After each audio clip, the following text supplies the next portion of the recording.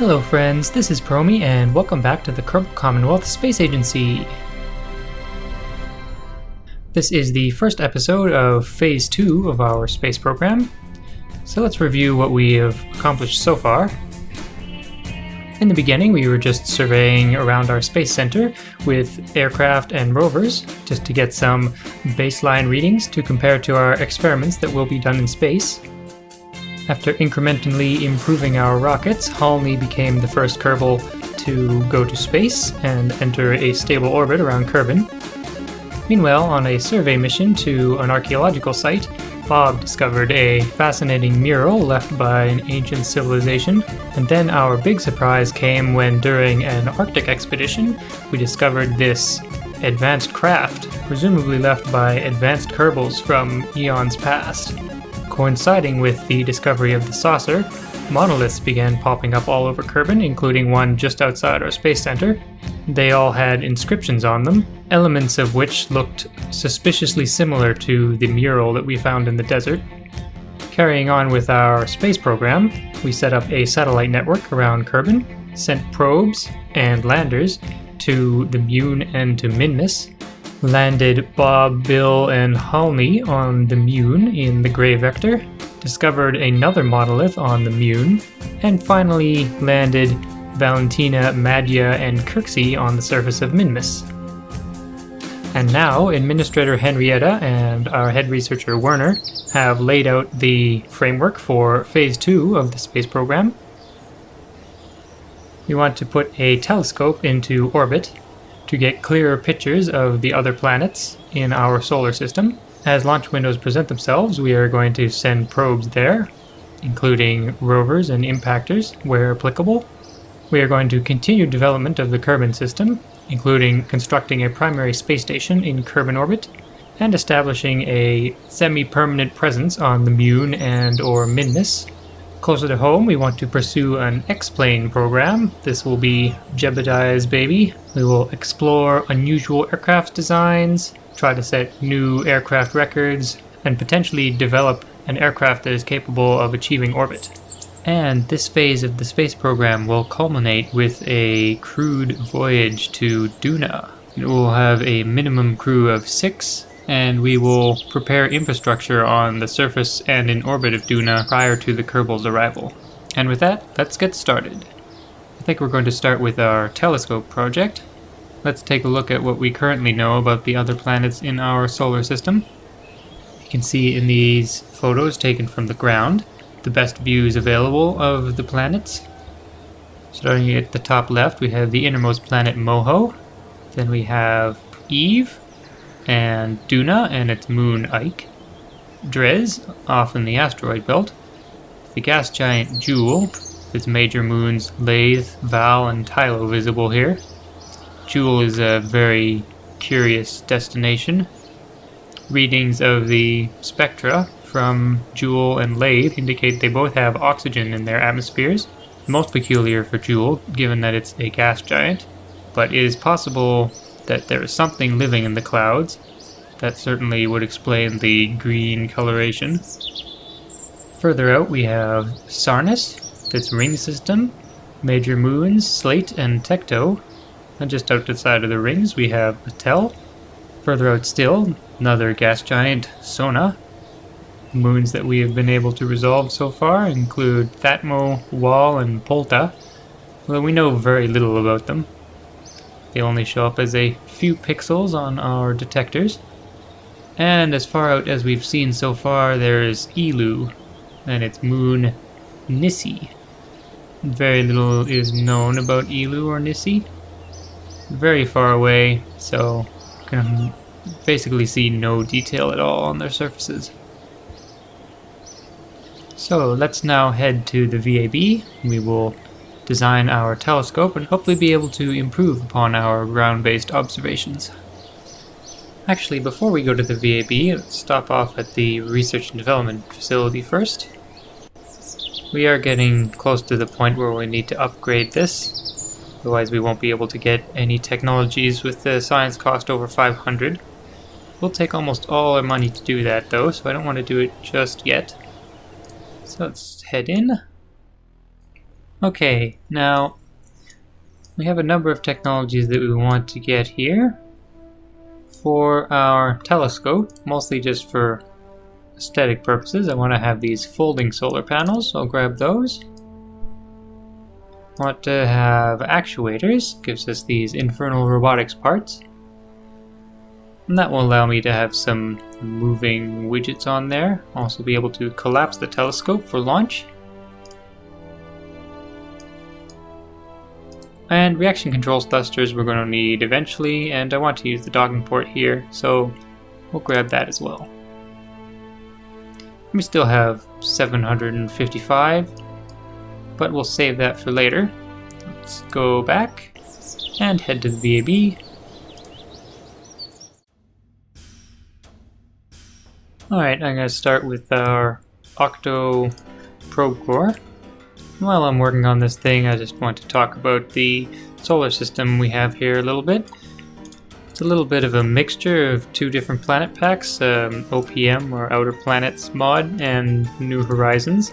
It's mostly OPM, but I've used Sona in place of Urlum and Nedion? I forget how the Neptune analog is called, but it seemed like we only really needed one ice giant. Neptune and Uranus in the real world are pretty similar to each other, so one seemed like enough, and I really liked Sona's texture, so I went with Sona.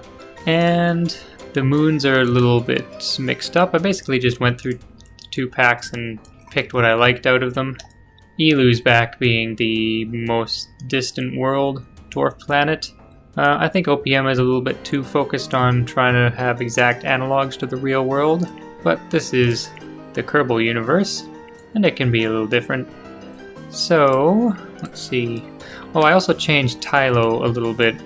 I gave it a thin atmosphere.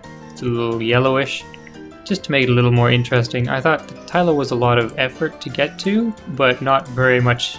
It wasn't very interesting once you actually got there. So hopefully it'll be a little bit more picturesque now.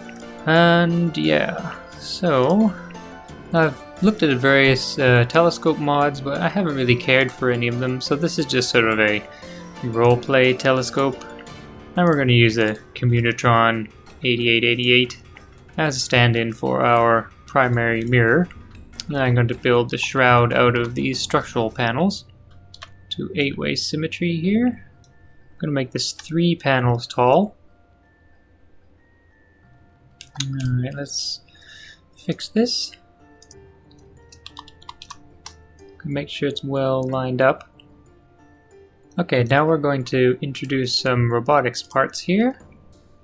I'm going to use these extendatrons to see, I only want 2 of them. And I'm going to use this to make our shroud extensible. Now we'll need to make sure they are straight. So just going to rotate it until it looks even with our panels. That looks pretty good. Now what we're going to do here is use another set of panels as the secondary shroud. And that's going to slide out to lengthen the total length of our tube. Let's get right in here. I want to clip these into the extendatron. Okay, so now we need to take it out sideways.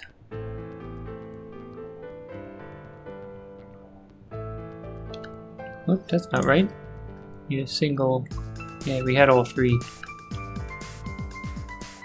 Does that look right? I think so. For some reason it's not mirroring to the other side. Hopefully we can fix that after the fact. See, it's mirroring very strangely. That's not right at all. Well, we'll see about fixing this after we've built up this side. And one more here. And oh, we lost the entire thing. Alright, let's just do this single way like that. And like that. And then one more this way around.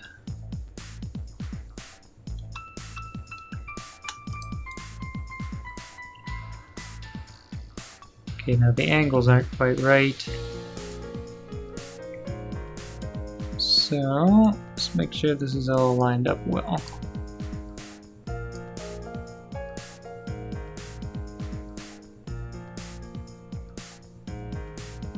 I feel like the main panel is not centered. It's probably part of our problem. So let's bring this in. Okay, I think we're on the right track now. Let's rotate this.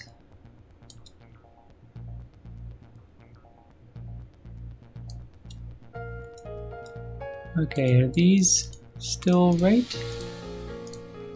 Not sure. Let's see.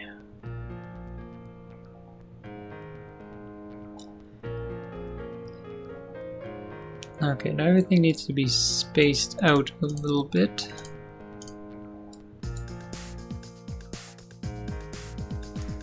Like this.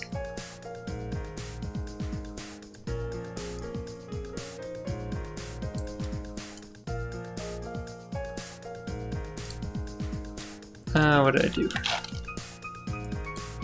Okay, I want to grab this and make it paired properly. Okay, so I think it's straight. Just need to bring it out. And I think it looks, still have this little gap here. See if we can fix that.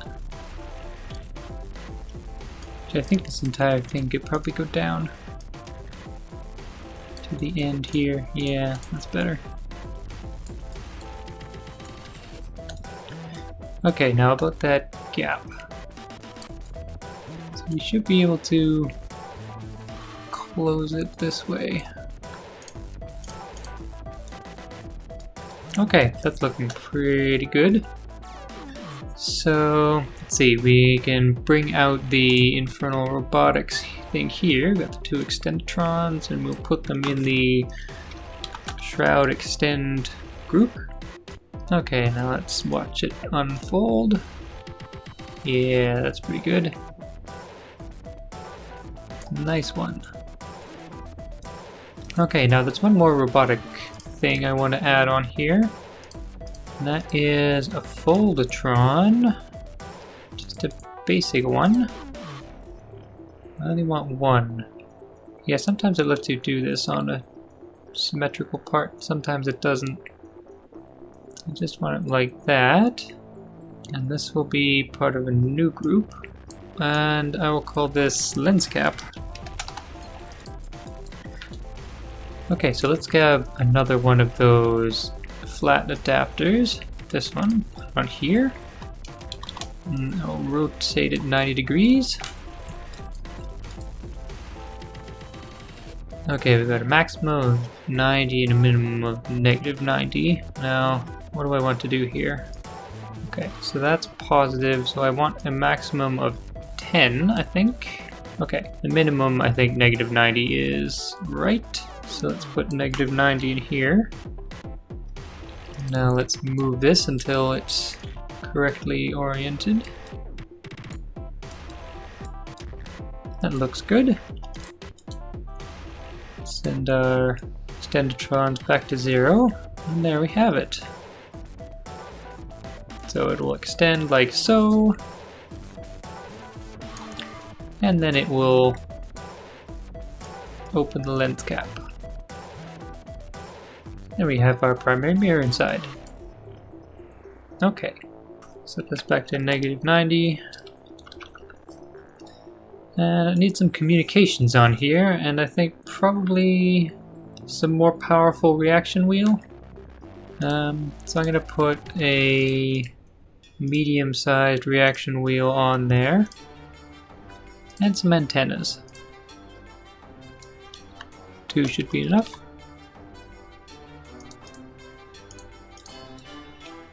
There we go. Neat. Space telescope. I think we will call it the Oculus. Okay, now we need some way of getting this into space. So let's start with our L5 lantern. Okay, let's get this on here.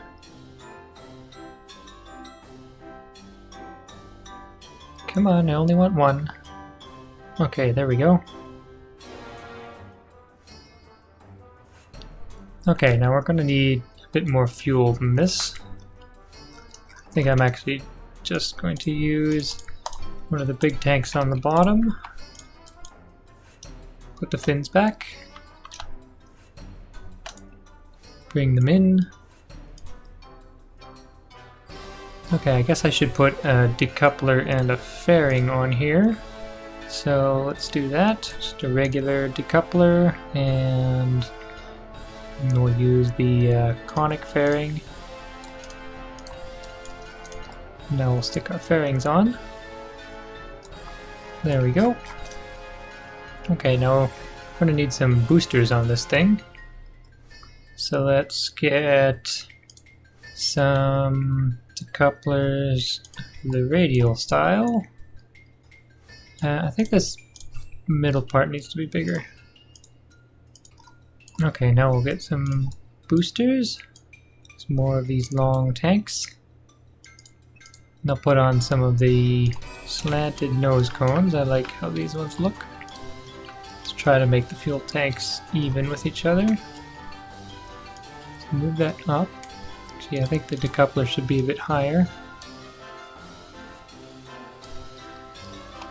Okay, so we need some engines on here. We use the trusty old Reliant engine, LBT-30. We can get some struts in here just to secure the boosters a little better. Let's eyeball it. Pretty good.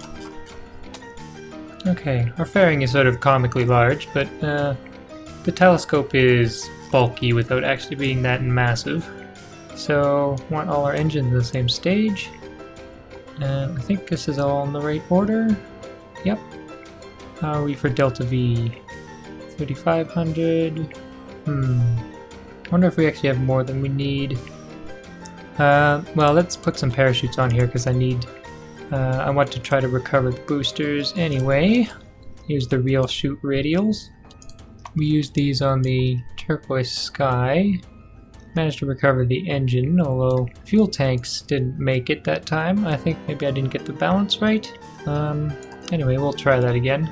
Let's replace that with a smaller tank. Yep, that looks better. And we'll leave our telescope with some extra for orbital maneuvering, I think. And yeah, I think everything looks good.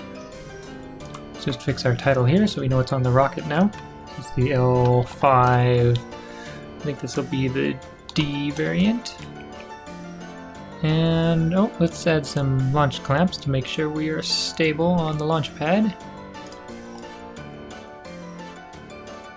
Put the launch clamps in the right stage. Where are they? Here they are. Yeah, I think before we launch, I'm just going to swap out these fins here. I'm worried, given the potential instability of this design, that we will not have enough control authority. So I want to use these winglets because they actually have control surfaces. Okay, now we should be good. This is the Oculus, top of the L5D lantern. Let's launch.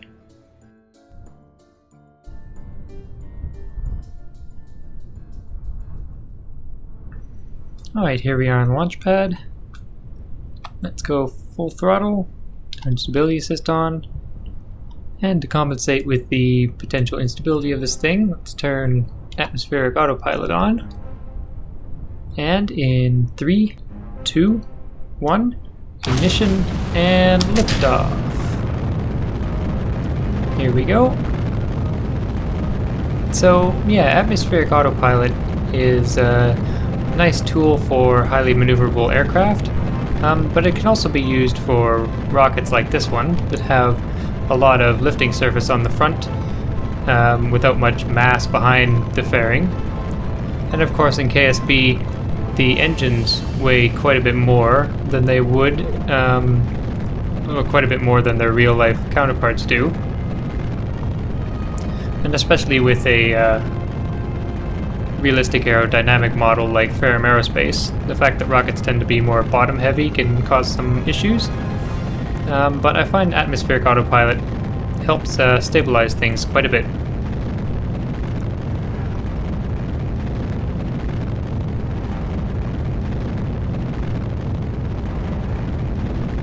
Okay, we've got to start steepening our trajectory somewhat. A little behind on our turn. Should have been at the 45-degree mark by now.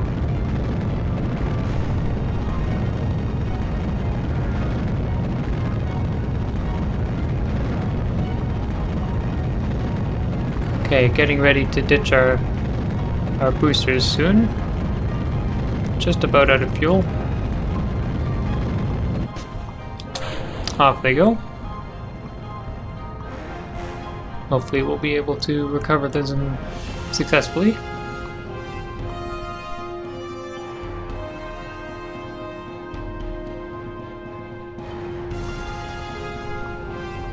Alright, let's try to flatten this out. I want to get the apoapsis up to about 100. I want the telescope to be in a higher orbit than our current satellite network.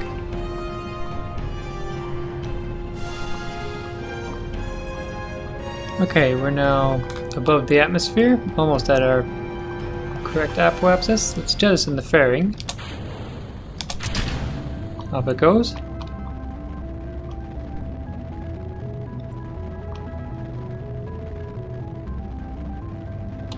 Okay, apoapsis is up at 100. Going to extend our solar panels. Make sure we have full batteries. Extend our communication antennas as well.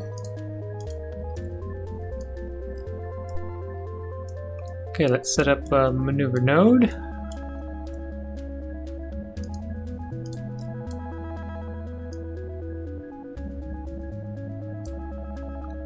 That looks pretty good.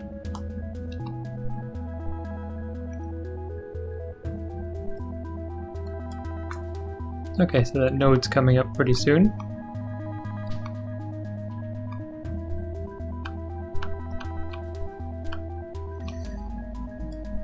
Just gonna rotate us because I want the hinge to be facing space.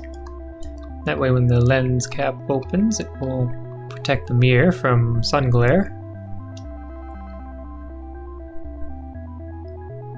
Just about there, and burn. Okay, I'm not sure how much juice we have left in our launch stage. Something weird just happened with the atmosphere.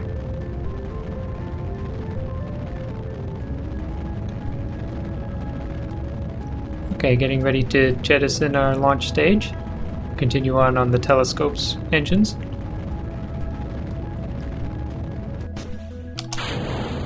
Okay, jettison that. Engage our telescope engines.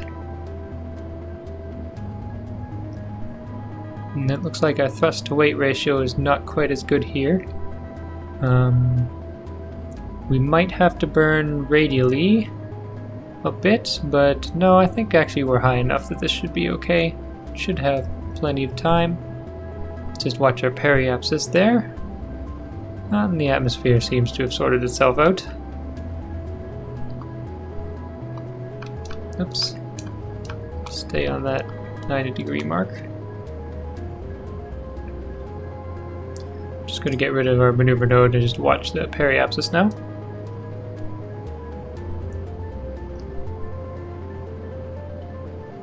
Okay, it's coming up. Periapsis is out of the planet now. There goes our camera.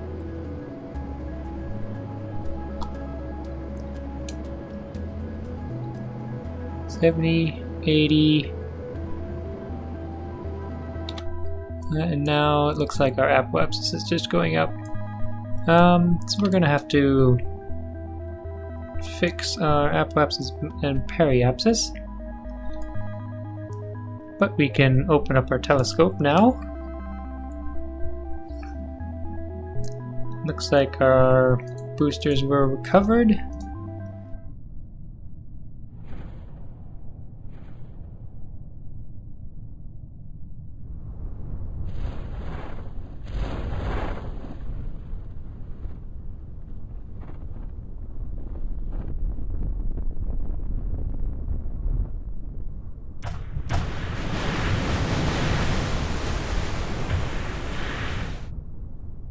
Mostly recovered anyway.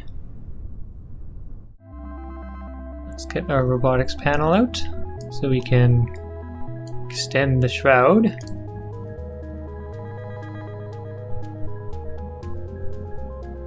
There it goes.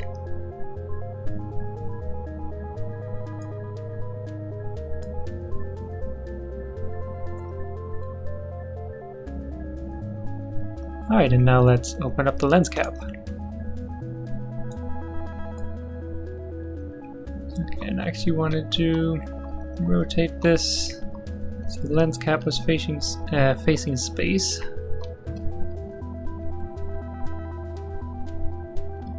There we go. There's a mirror. We have the universe at our fingertips now. Or in our eyeballs, at least. Alright, let's see what we can do about our mismatched orbit right now. So here we are. So let's go to our periapsis and bring our apoapsis down a little bit.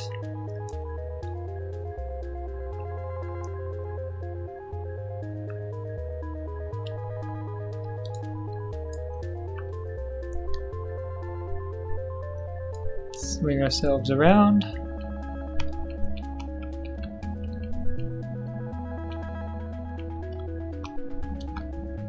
Then we will just burn a very small amount.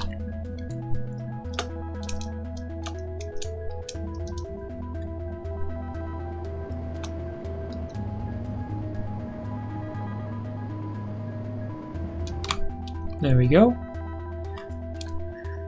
Then if we warp around, we should be pointed in the right direction, I think, and we'll be able to raise our periapsis up to 100.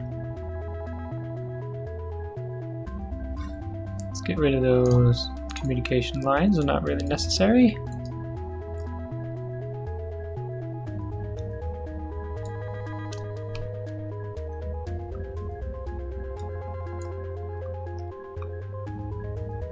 Okay, we are at apoapsis now.